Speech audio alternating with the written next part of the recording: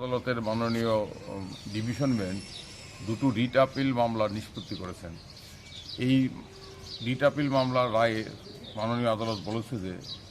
2001 এবং 2007 সনে রাজ্য সরকার যে সিদ্ধান্ত গ্রহণ করেছিল যে নিয়মিত বেতন ক্রমে নিযুক্ত হলেও 5 বছর স্থির বেতনে থাকতে হবে এবং 5 বছর স্থির বেতনে থাকার পর নিয়মিত বেতন ক্রম পাওয়া যাবে, এই দুটো সিদ্ধান্ত সংবিধান বিরোধী এবং এই দুটি সিদ্ধান্ত খারিজ করে দিয়েছে এবং নির্দেশ দিয়েছে যারা রিট মামলা করেছিল রিট আবেদনকারীরা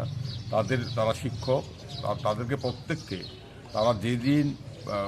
স্নাতকোত্তর শিক্ষক এবং স্নাতক শিক্ষক পদে নিযুক্ত হয়েছেন, টেট পরীক্ষায় উত্তীর্ণ হয়ে সমস্ত যোগ্যতা থেকে নিয়মিত বেতন কমে প্রথম দিন থেকে তাদের রেগুলার পে স্কেল দিতে হবে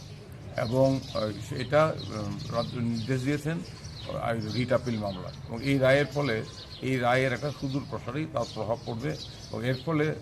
এতদিন ধরে রাজ্য সরকার যে ব্যবস্থাটা চালু করেছিল 2001 এবং 2007 সন থেকে চলে আসছে, যে বিভিন্ন প্রতিযোগিতামূলক পরীক্ষায় দিয়ে শিক্ষকরা অন্যান্যরা যারা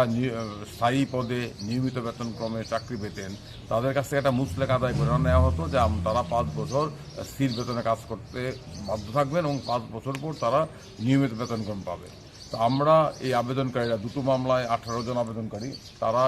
রিট আপিল রিট মামলা প্রথম করেছিল। তৎকালীন প্রধান বিচারপতি জাস্টিস অরিন্দম লোধ রিট মামলা দুটো খারিজ করে দিয়েছিলেন। সেখানে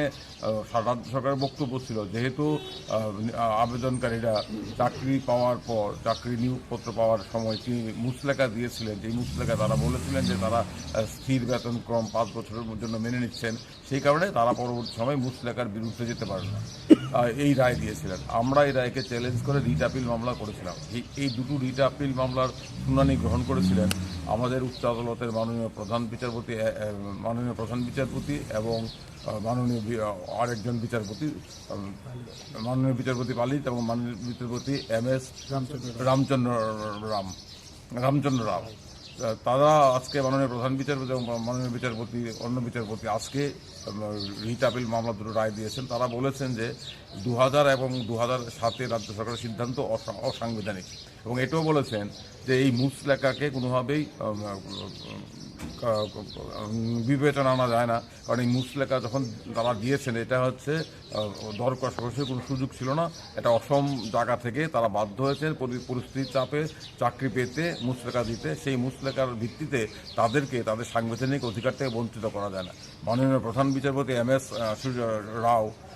রামচন্দ্র রাও এবং মাননীয় বিচারপতি পালিত আজকে রায়ে বলেছেন রিট আবেদনকারী যারা আপিল করেছেন তাদেরকে প্রথম দিন থেকে নিয়মিত বেতনক্রম দিতে হবে এবং নিয়মিত বেতনক্রম দিয়ে নোশনাল করে 3 বছর থেকে তাদেরকে ক্যাশ ইন হ্যান্ডস দিতে হবে এবং 3 বছরের যে বেতনক্রম যেদিন থেকে মামলা করেছেন তার 3 বছর থেকে তারা নিয়মিত বেতনক্রমে তারা নগদে পাবেন। আর চাকরির প্রথম দিন থেকে তারা নিয়মিত বেতনক্রমে নোশনাল ফিক্সেশন হবে। এই যে 3 বছরে নগদ পাবেন পূর্ববর্তী 3 বছর, এটা 9% সুদ সহ দিতে হবে। আর একটা কথা উচ্চ আদালত বলেছেন প্রত্যেকজন আবেদনকারী রিট আবেদনকারী কিংবা যারা আপিল করেছেন তাদের প্রত্যেককে 2000 টাকা খরচ রাজ্য সরকারের দিতে হবে। আমরা এই রায়ের ফলে রাজ্যের হাজার হাজার শিক্ষক কর্মচারী যারা বিভিন্ন পদে নিযুক্ত হয়ে 5 বছর নিয়মিত বেতনক্রমে চাকরি করছিলেন তাদের ক্ষেত্রে এটা একটা বিরাট প্রভাব পড়বে, কারণ এই রায়ের সুযোগ অন্যরা গ্রহণ করতে পারবেন, কারণ এই রায়ে যে দুটো বিজ্ঞপ্তির ভিত্তিতে এতদিন ধরে এই ব্যবস্থাটা চলে আসছিল সেই দুটো বিজ্ঞপ্তি যেটা পাবলিক পলিসি কিংবা পলিসি ডিসিশন বলে গভর্নমেন্টকে চালানো হচ্ছিল, সেই দুটো পলিসি ডিসিশনকে উচ্চ আদালত বলে দিয়েছে এগুলো আনকনস্টিটিউশনাল, এগুলো সংবিধানের 14 ধারা বিরোধী এবং সংবিধানের মৌল আদর্শের বিরোধী। তাই আমরা স্বাভাবিকভাবেই রিট আবেদনকারী যারা আপিল করেছিলেন তারা খুশি এবং এই রায়ের ফল অন্যত্র পড়বে।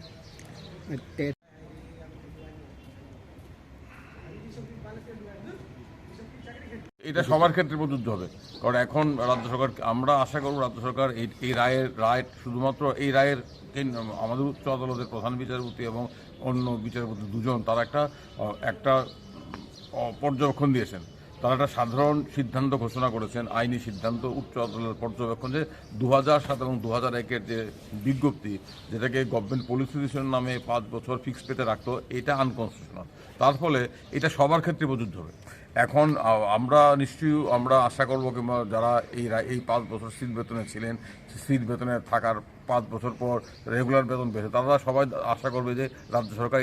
এই রায় মেনে সবার ক্ষেত্রে এটা দেবেন, না হলে তাদের আবার আইনের আশ্রয় নিতে হবে।